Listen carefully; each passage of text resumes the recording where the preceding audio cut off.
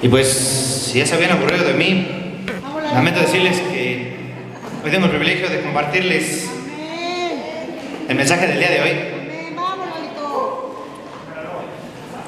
Antes de comenzar, creo que tenemos mucha oportunidad durante la bienvenida, la Santa Cena, la colecta de Hope, de reflexionar. Bueno, vengo a escuchar la palabra de Dios, vengo a alabar a Dios, vengo a reflexionar en cómo me ha ido en la semana.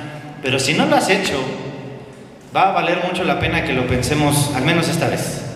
¿Cómo estoy? ¿Cómo me fue? ¿Qué ronda por mi cabeza? ¿Qué está ocupando en este momento la prioridad en mi vida que me impida seguir la voluntad de Dios? No sé si lo has estado pensando, pero si es así, creo que ya tienes en mente un punto clave. Esto es contra lo que estoy peleando el día de hoy.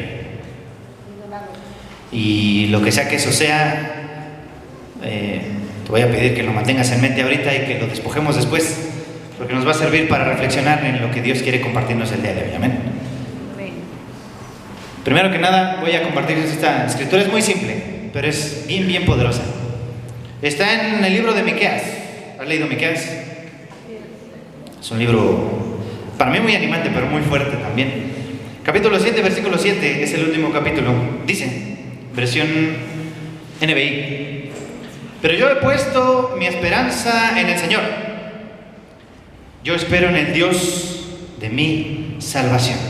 Mi Dios me escuchará. Acompáñame a orar. Vamos a orar. Señor, Padre, Rey Dios Todopoderoso, lleno de amor, de gracia, de poder, de misericordia, de bondad. Dios, tú eres increíble. Eres todopoderoso, eres amoroso, eres grande. Y quiero darte gracias porque a pesar de eso, nos volteas a ver.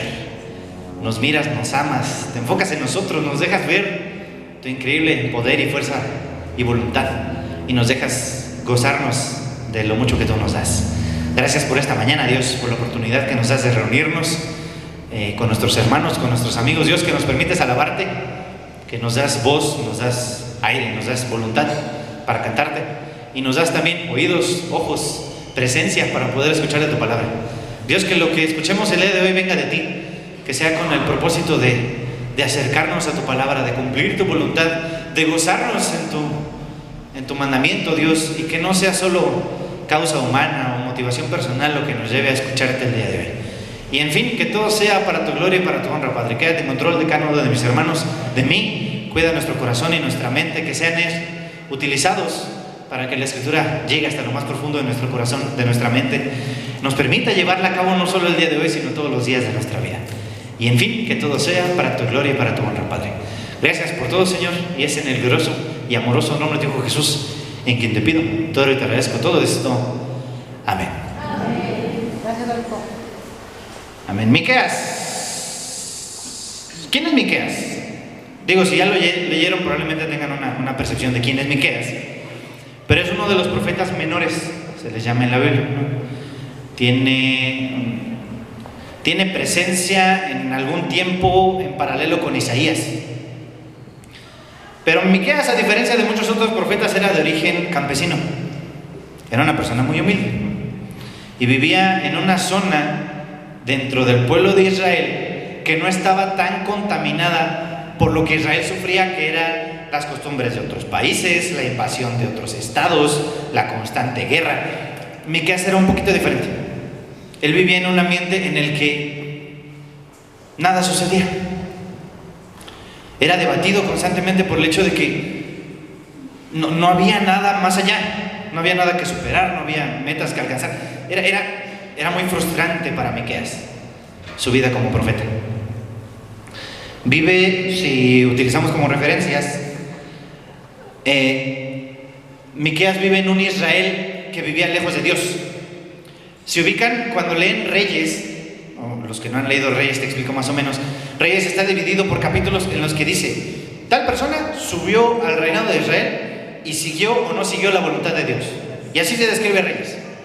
Bueno, en ese vaivén de estar y no estar siguiendo a Dios, Miqueas aparece en una escena de Israel en la que Oseas, el entonces rey de Israel, no seguía la voluntad de Dios y se involucraba con otros dioses y con otros reyes y otras costumbres. Era un relajo. Y lo que sucede a la par con eso es que los asirios, que eran un pueblo vecino muy muy poderoso, muy cruel, decide conquistar a Israel y los decide hacer sus vasallos, le tenía que pagar. Además de eso, recién sube al reinado de Judá un hombre llamado Ezequías. Si tú lees Reyes, Ezequías fue un hombre que sí siguió la voluntad de Dios, y ahí dio 180 grados la vuelta al pueblo, porque decide, ¿sabes qué? Vamos a acabar con todo esto, hay que darnos la vuelta, hay que decir, ya basta, vamos a empezar a seguir a Dios porque esto no está funcionando, ¿no? Ahí aparece Miqueas. Y Miqueas lo que profetiza es algo bien feo. Profetiza, aparte de la invasión de los asirios a Israel, profetiza aquí lo que sucedería tiempo después. ¿Ubicas a los samaritanos? Bueno, la desdicha de los samaritanos viene aquí y la profetiza Miqueas. Entonces, así como ves el panorama, dices, ¿y luego? O sea, qué motivante la vida de Miqueas. No era divertido vivir en el tiempo de Miqueas. Y sin embargo, en medio de esa terquedad, necedad, que todo el tiempo Miqueas está diciéndole al pueblo, arrepiéntete, y el pueblo no hace caso, Miqueas dice eso: mantén la mirada en Dios. Dice esto sencillamente: yo he puesto mi esperanza en el Señor. Porque mi esperanza no está fundamentada en cómo le está yendo al pueblo, en ese necio de Oseas que no entiende que no debe relacionarse con los asirios. No está en el pueblo que no quiere arrepentirse y sigue prostituyéndose en los templos y sigue adoptando costumbres que no son la voluntad de Dios y no entiende. Pero mi fe, mi esperanza no está basada en ellos. No sé tú, pero si tú piensas de la misma manera en tu vida, en la mía se parece bastante. Porque a lo que llegamos es, nada sale. O sea, estoy esforzándome en mi vida por hacer cambios, por ser mejor, porque la gente a mi alrededor entienda, y nada cambia. Las cosas no funcionan. La solución a ese enorme dilema, a esa enorme preocupación que tenías en la mente al principio, Miqueas la soluciona diciendo: yo pongo mi esperanza en el Señor. Nada más. No necesito otra cosa. Basta ya de estarme enfocando a la gente. Basta ya de estar peleando contra lo que no es mi problema. Quiero buscar a Dios. Regresemos un poquito. ¿Cómo estás? ¿Estás en esa situación? Es decir, no que estés mal per se, sino que estás buscando pelear, estás buscando salir de ese hoyo en el que ya estás, pero ya reflexionaste que el camino no es hacia abajo, sino hacia arriba. Y sin embargo las cosas no salen. Te comparto que elegí específicamente esta escritura porque yo así estoy. No te sé decir que estoy mal, ¿no? Me gozo mucho en venir a las reuniones, a alabar a Dios, escuchar su palabra y en verme con mis hermanos, ¿no? Pero no estoy bien. O sea, no estoy creciendo, no estoy brillando, no llego a ese punto en el que Dios me está llamando a decir: tú eres mi hijo y tienes todo esto al frente, pero quiero estar ahí. Y leía el libro de Miqueas y me daba cuenta, es que es cierto. De repente me inundo de tantas frustraciones que no tienen nada que ver con Dios y me empaco, me tapo, me bloqueo, cuando la solución es bien sencilla. Decía Miqueas: pongo mi esperanza en el Señor. Primer punto entonces de esta reflexión: mantén la mirada en Dios. Todo lo demás sí es importante. La preocupación que tengas el día de hoy sí importa, pero no es la razón por la que estemos aquí. Sí importa, pero no es lo que debe motivar lo que vas a hacer al día siguiente, en la tarde, toda la semana. No. Darnos cuenta que en un pueblo que no quería escuchar a Dios, Miqueas decide: yo pongo mi esperanza en el Señor. Si lees más o menos el final de la historia, Israel no se salva, termina siendo conquistada por los asirios, pero Judá en específico, ese pequeño pueblito, es salvado por Ezequías y lleva un tiempo de prosperidad bastante interesante. Pero no fue porque el pueblo decidiera cambiar, sino la testarudez de Miqueas, al seguir profetizando acerca de Dios, conquista a Ezequías y entonces todo el pueblo se arrepiente, ¿no? Qué padre es pensar que Dios tiene algo preparado para nosotros. Y como discípulos, probablemente ya se nos perdió la idea de que deberíamos vivir como quienes tienen esperanza en Dios. Una persona esperanzada, ¿cómo vive? ¿La identificas? Contenta, feliz, alegre, diciendo, sí se puede, no importa, vamos adelante, todavía podemos hacer algo. Una persona desesperanzada vive más o menos como estamos nosotros ahorita. Pues ya, total, ¿qué importa? No, Dios quiere que vivamos esperanzados. Y se lo decía a Miqueas, pon tu esperanza en mí. Primer punto, pongamos la mirada en Dios. Vamos a un episodio muy a futuro después de Miqueas, en Mateo 11, versículos 28 al 30. Oigan todos muy bien esta escritura, pero aún así vamos a leerla. Dice: luego dijo Jesús, vengan a mí todos los que están cansados y llevan cargas pesadas, y yo les daré descanso. Pónganse mi yugo y déjenme enseñarles, porque yo soy humilde y tierno de corazón, y encontrarán descanso para el alma, pues mi yugo es fácil de llevar y la carga que les doy es liviana. ¿Ubican la escritura? Es una escritura que utilizamos mucho para animar a la gente, para decirle, tus problemas, tus preocupaciones, llévaselas a Dios. Y hasta ahí está bien padre la escritura, ¿no? Porque Dios se encargue, ¿no? Sin embargo, después de reflexionar lo que Miqueas hizo y decir, Dios se encarga, entonces Jesús llega con la contraparte, ¿no? En este momento, cuando Jesús les comparte esto a sus discípulos, habían sucedido dos episodios bastante interesantes en ese momento. Lo primero es que Juan el Bautista estaba en la cárcel, pero al enterarse que Jesús empieza a predicar, entonces Jesús se encuentra con los discípulos de Juan y ellos le dicen, ¿si eres tú el Mesías o le seguimos buscando? Y Jesús les dice, díganle a Juan que los ciegos ven, los sordos escuchan, los cojos caminan, los muertos resucitan, y yo soy, ¿no? Y no, hombre, bien animado, los discípulos regresan a decirle a Juan, Juan ya llegó. Ese es el primer episodio. Y justo después llegan un grupo de conocedores de la Biblia, ¿no? A decirle, pues, ¿qué onda con lo que andas compartiendo, no? Y Jesús hace una condena a esas tres ciudades: Betsaida, Corazín y Capernaum. Y más o menos los nombres no suenan, pero ni idea de qué pasó ahí, ¿cierto? En Betsaida ocurre la alimentación de los 5,000. Si querían un acto de fe, yo creo que el clave es un hombre con 5 panes, 2 pescados alimentando a 5,000 personas. Eso sucedió en Betsaida. Y acusa también a Capernaum. ¿Qué sucedió en Capernaum? De ahí es Pedro, y de ahí es su suegra. Y ahí ocurrió el milagro del centurión. Y en la misma casa de la suegra de Pedro ocurre la sanidad de un montón de gente. Específicamente de Corazín no se menciona mucho, pero es un mismo lugar en la costa del mar de Galilea, ¿no? A esas tres ciudades las condena y les dice, qué faltos de fe.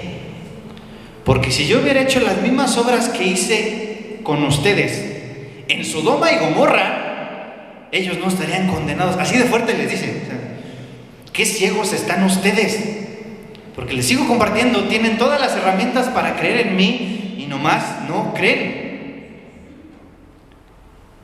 Justo después de eso,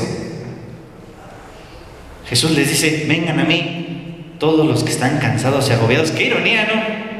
O sea, después de que está regañando a todo un pueblo, a ese mismo pueblo le dices, vengan. Y eso no me doy cuenta, es que qué increíble es Dios. Porque ya entendí, y creo que tú también, que mi vida no es la mejor del mundo. No estoy viviendo como quien merece todas las bendiciones que Dios me da. Y sin embargo lo hace.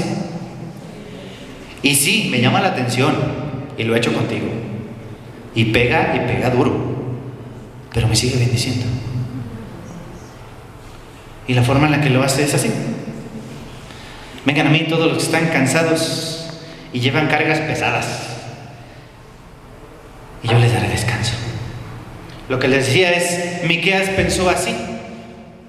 Ante mi agobio, ante mi completa falta de éxito, en lugar de ir a la gente, en lugar de ir al trabajo, en lugar de ir al dinero, voy a ir a Dios. Y la respuesta es: Dios me va a dar descanso. Decía Miqueas, Dios me escuchará. Sin embargo, la contraparte es: pónganse mi yugo y déjenme enseñarles. Y ahí va el reto. Fue la razón en la que yo me di cuenta, algo ando haciendo mal, porque yo sí me creo con toda la capacidad de decir: Dios, encárgate. Y yo no hago nada, ¿no? Está bien fácil. Pero lo que Jesús les dice es: déjenle sus cargas a Dios, vayan a Dios en el momento de necesidad, y cuando estén ahí, acepten mi yugo. Creo que ya le hemos dado muchas vueltas a la Escritura, pero lo que el yugo se refiere es ser discípulos de Jesús, ¿no? Cargar con su cruz cada día y seguirlo. Eso. Necesitamos hacer cambios en nuestra vida, hermano. Y no se trata de que cambies tu carácter, que cambies tu orgullo. Yo creo que eso Dios se encarga. Pero sí que tengas la voluntad de seguirlo. Y que dejemos de estarnos justificando al decir: es que yo estoy haciendo las cosas y no funcionan. Porque no las estamos haciendo con la razón correcta. Cuando Miqueas decide hacer las cosas para Dios, entonces las cosas empiezan a funcionar. Cuando Jesús llama a sus discípulos y les dice: vengan a mí, en ese momento no ocurre el milagro. El milagro ocurre cuando los discípulos deciden venir y entregarse y aceptar. Si algo nos está agobiando, y creo que lo hace, el primer paso es ir a Dios y decirle: Dios, encárgate. Yo no puedo, ya intenté, por ningún lado las cosas salen, pero lo que tengas que decirme al respecto, yo lo hago. Quiero seguirte. Y te sé decir de buena fe que una persona es más feliz así que siguiendo con las cargas que ya de por sí llevamos. Y Jesús lo dice: mi carga es liviana. No que sea fácil, pero yo creo que una persona vive más feliz siguiendo a Jesús que no haciéndolo. Y nos lo hemos demostrado muchísimas veces. Siguiendo el ejemplo de lo que hicieron y no hicieron en ese tiempo los que escuchaban a Jesús, necesitamos entender que ya tenemos las herramientas suficientes para poner nuestra esperanza en Dios. Miqueas las tenía y vio muchos milagros, y él hizo muchos milagros mientras estuvo profetizando. Y los discípulos vieron muchos milagros en Jesús. Herramientas hay de sobra. Y sin embargo parece que de repente no queremos entender que Dios tiene la capacidad de resolver nuestros problemas a la par que nos quiere llevar cerca de Él. Y queremos hacerlo por nuestra cuenta y pensamos que tenemos la respuesta. Y nos enojamos al escuchar que alguien más nos dice que nosotros estamos mal.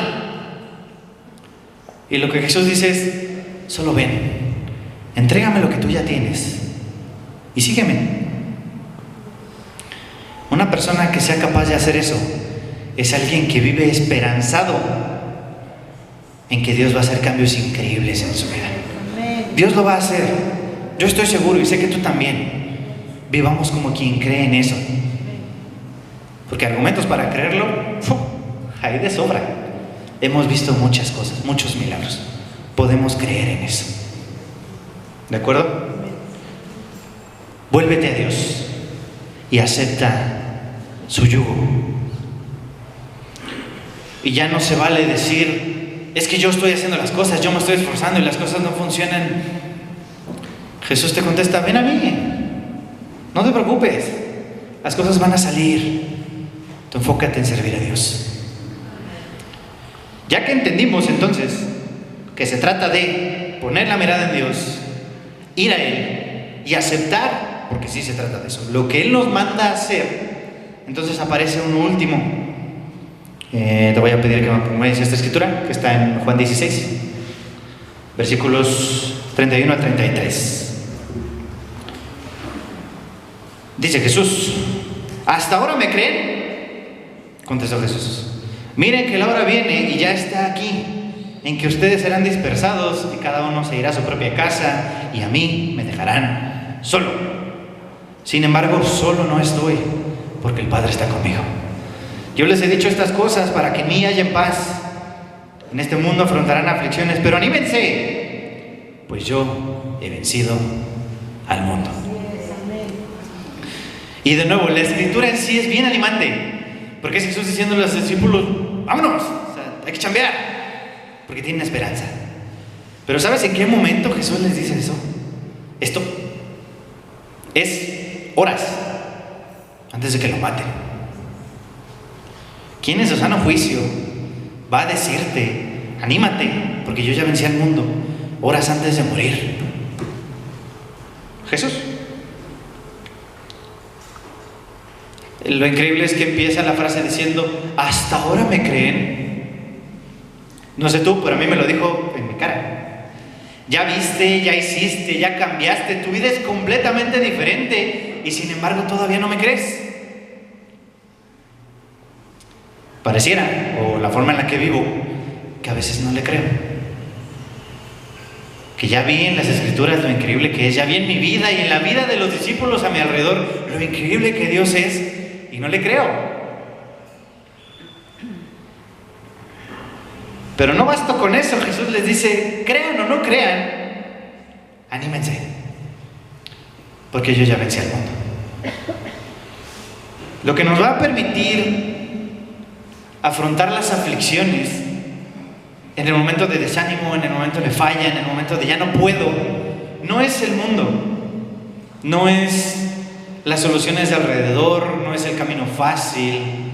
En el momento en el que estemos más hundidos, lo que nos va a sacar de ahí no es esto,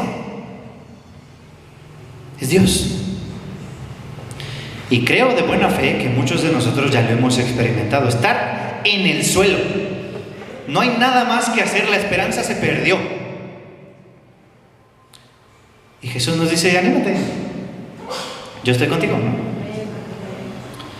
Si el episodio que estamos viviendo ahorita es ese, de estar en el hoyo, de las cosas no cambian, de no hay éxito, de Dios ya por favor, Jesús nos dice: tú ve, de los demás me encargo yo. Pero debemos entender que el éxito en nuestra vida depende del caminar con Dios, no depende de las situaciones de alrededor, no depende de dejar el pecado incluso. No.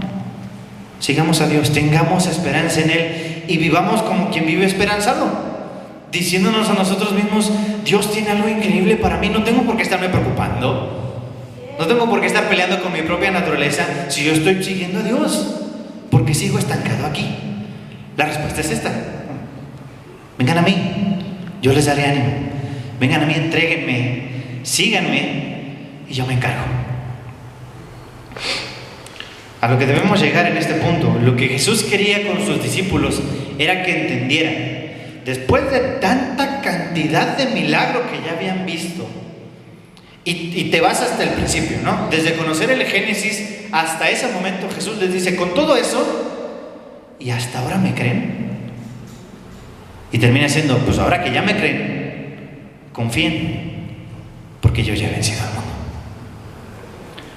Si entendemos o si no hemos entendido la forma en la que podemos dar una vuelta a nuestra vida y vivir esperanzados en la esperanza que nos da Dios, que es mucho más exitosa y más grande que lo que el mundo nos ofrece, lo que debemos hacer es eso: voltear la mirada. Ya basta de estarse enfocando en prioridades que sí existen, ¿no? El trabajo, la escuela, la novia, la esposa, sí. Volteemos la mirada a Dios. Y ya que estemos viendo a Dios y lo increíble que Él hace, podemos darnos cuenta: híjole, esto que estoy viviendo es gracias a Dios. Y empiezas a ver los milagros que de por sí ya estaban ahí. Y después de eso, acepta: quiero seguir a Dios, quiero pelear por esto que Dios me ofrece, voy a cambiar, voy a dejar de vivir esta vida pecaminosa que ya llevo, por vivir la esperanza que Dios me ofrece. Y para continuar esa decisión, lo que les dice Jesús es: anímense, vivamos en la esperanza que Dios nos regala. Muchas gracias, hermanos, que Dios les bendiga.